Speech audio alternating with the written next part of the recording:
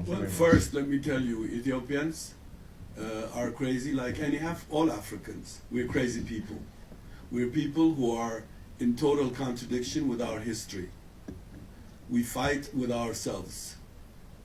And the reason for me is because we don't know our history.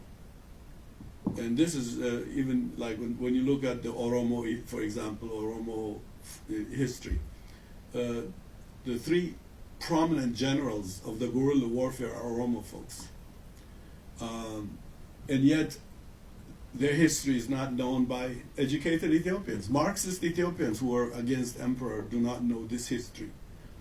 In fact, they study guerrilla warfare in China, when in fact Mao talks about Ethiopian guerrilla warfare.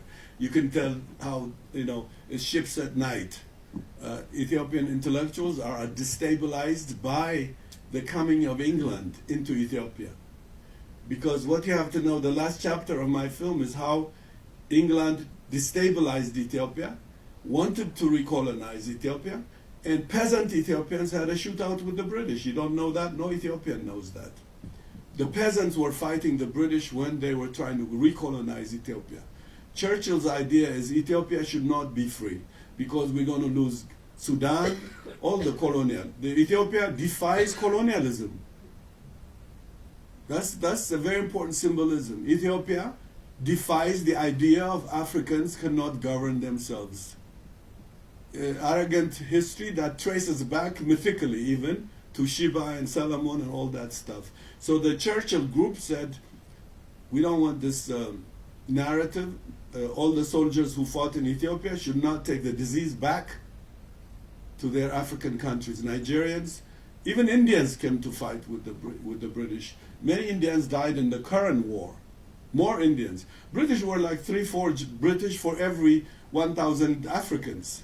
And so one thing I know is my father's generation understood colonialism because they knew fighting back historically. Not my generation. My generation only knew there is a feudalism in Ethiopia, there was no history, and we're going to take Ethiopia to a moon age called communism. Even for that, it didn't speak to the local people and it became a disaster. The left-wing Ethiopians became historyless.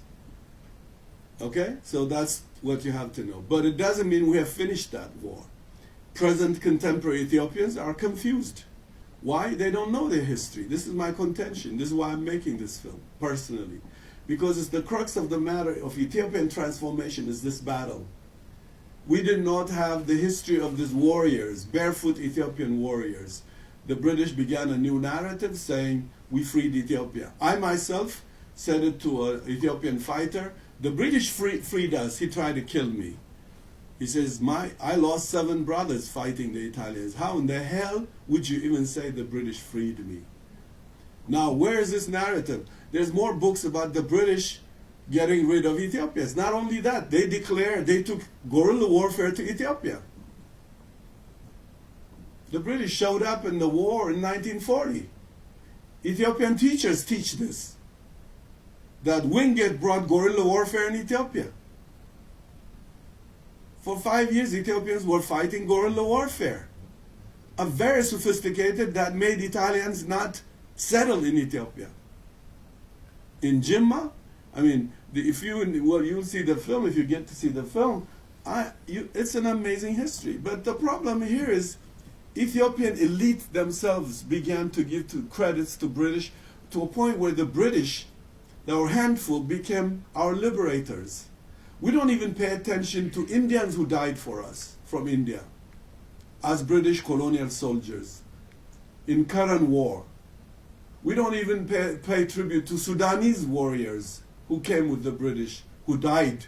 Many, in fact, one Ethiopian liberated Wingate from almost dying on a horseback and left all the Sudanese to die.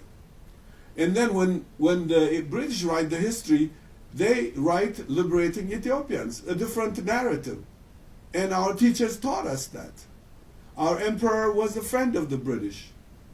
His great-grandson came to my editing room and he said, Why are you criticizing the British? They were my grandfather's best friends. Well, I told him, you're right. They made him a king, good king. He should be a friend, but I told him they are my enemies because they try to recolonize my father. And so the contradictions, Ethiopians are sophisticated people. The peasants, the workers, their language is full of mystery. When an Ethiopian says say hello to you, there's subtext. He's questioning, who are you? What's your motive? He's not just embracing her. Don't look at these modern Ethiopians that are completely think, like now in Ethiopia, if you're a white restaurant service, you can see how a few Europeans try to remove me and an Ethiopian filmmaker from a dinner table, say they need our table.